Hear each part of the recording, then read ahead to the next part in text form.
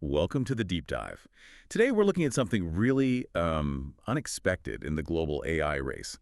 China is making this big pivot, focusing on its island province, Hainan, for AI hardware. Yeah, it really is surprising when you think about Hainan. Beaches, tourism, that special economic zone history. Now suddenly it's right in the thick of this huge tech competition. It really is. And there are quite a few reasons converging here, right? Absolutely. It's like a perfect storm. You've got China's huge AI ambitions colliding head on with U.S. sanctions, especially on those crucial semiconductors, and the whole chip competition globally is just intense. So our mission today is to really dig into why Hainan, of all places, has become this unlikely battleground. Okay, so let's maybe unpack how this all started. The seeds were sown back in 2018. That's when Hainan was designated a free trade port. Right, but that wasn't initially all about AI, was it? It was broader. Exactly. The initial goal was more about creating a generally attractive, liberal economic zone. Think streamlined customs, maybe fewer hurdles for certain goods and tech moving in and out.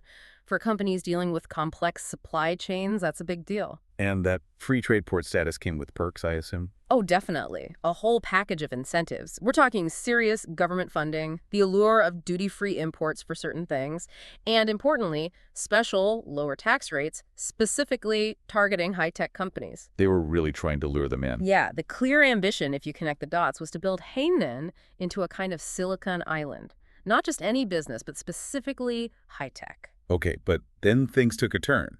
The U.S. export controls, those really hit hard, didn't they? That was the massive catalyst. When the U.S. restricted sales of those top-end NVIDIA chips, the A100s, the H100s, the ones you really need for serious AI training, well, that changed the game. Suddenly, China had to find alternatives, right?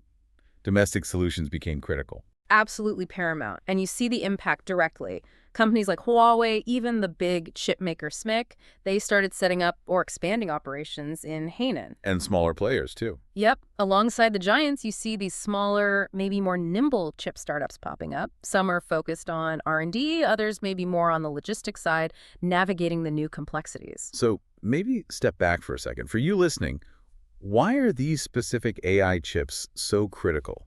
What makes them the bottleneck? Look, think of them as the engine for modern AI, whether it's training massive language models like the ones powering chatbots or enabling computer vision or even, military tech. You need massive computing power. And these chips provide that specific kind of power. Exactly. Their architecture, often GPUs, is just way better suited for the parallel processing needed in AI compared to standard CPUs.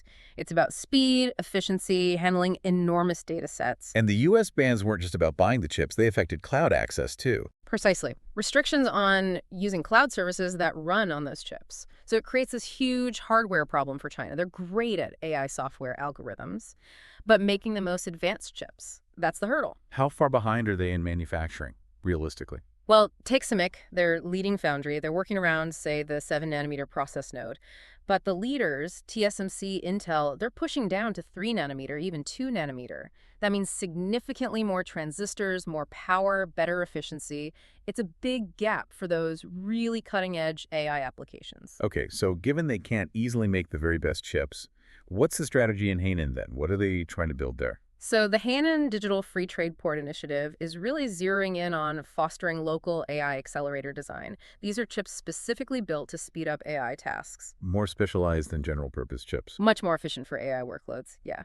The idea is to cultivate this whole domestic ecosystem design, maybe packaging, testing, to create their own high-performance computing solutions, even if they aren't the absolute bleeding edge globally. And we know some names involved. Biren Technology, Cambricon.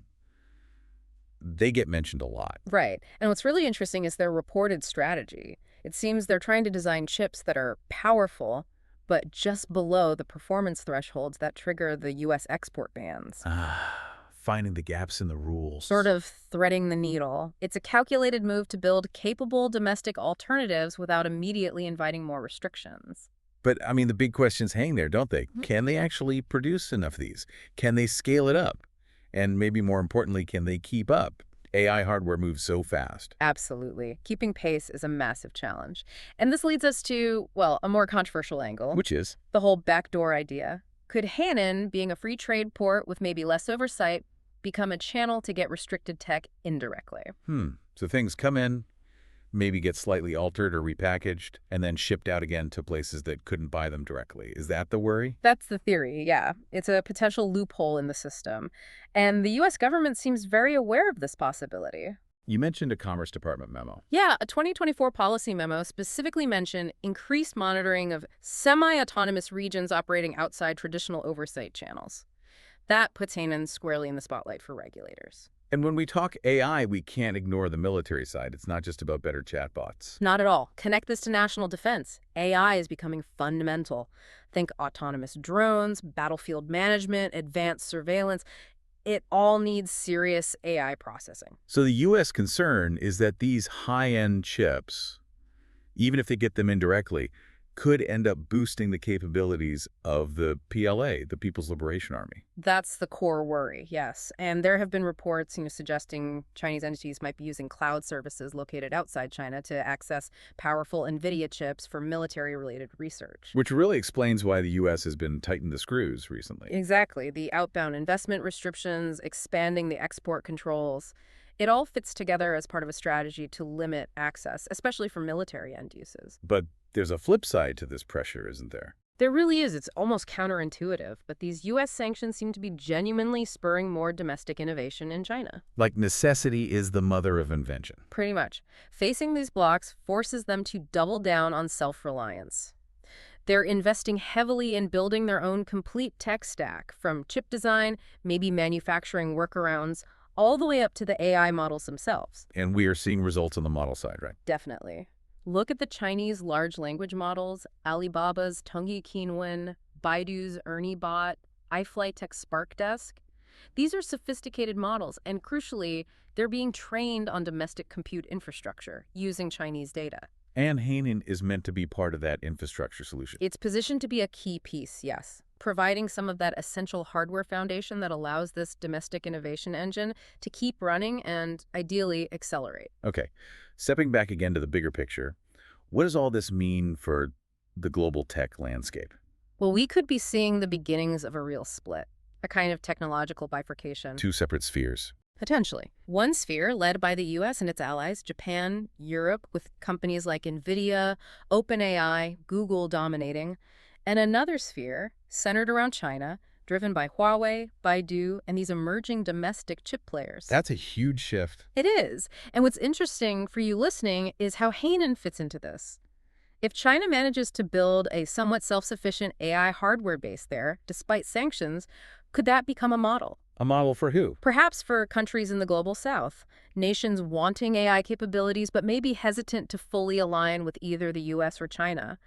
Hainan might offer a glimpse of a third way, a path towards more tech independence. And is there international interest in that idea? Seems like it. That World AI Conference in Shanghai recently reports said delegations from over 50 countries were there, specifically exploring non-aligned AI partnerships. That suggests a real appetite for alternatives. So what's happening in Hainan isn't just about chips. It's tapping into this larger theme of technological sovereignty. Exactly. A nation's ability to control its own tech destiny. That's becoming a really central issue. All right, so looking ahead, what should we be watching closely? What are the key things to monitor? Okay, a few things jump out. First, keep an eye on Huawei. There are persistent rumors about breakthroughs in their chip manufacturing, maybe even hitting 5 nanometer using their own domestic tools, if that's true. That would be a massive deal, a real game changer. Huge. Second, watch for the opening of that new supercomputing center planned in Hainan for early 2026. Its scale and power will tell us a lot about their actual high-performance computing capacity and future plans. And internationally. Keep track of the U.S.-led chip alliance. Will it expand? There's talk about potentially bringing in countries like India or Vietnam to further diversify supply chains away from China. That would have big geopolitical ripples. And finally, trade disputes. Yeah, the potential for a major fight. Yeah. China has hinted it might take the chip sanctions to the World Trade Organization. That could really escalate things and reshape how tech trade works globally. Okay, so wrapping this up, the main takeaway seems to be that Hainan, against the odds, has become this really critical spot for China's AI hardware ambitions. Absolutely critical. And it's so many things at once, isn't it? It really is. It's a testbed for new tech, maybe a loophole for sanctions, definitely a symbol of their push for self-reliance, and maybe even a signpost towards a more divided global tech future. It's quite the transformation from, coconuts and It's beaches. chasing computational dominance. Exactly. And it just highlights this fundamental point, doesn't it? In the age of AI, innovation lives or dies by the chips. Who controls that foundational technology? Well, that holds enormous implications for everyone's future.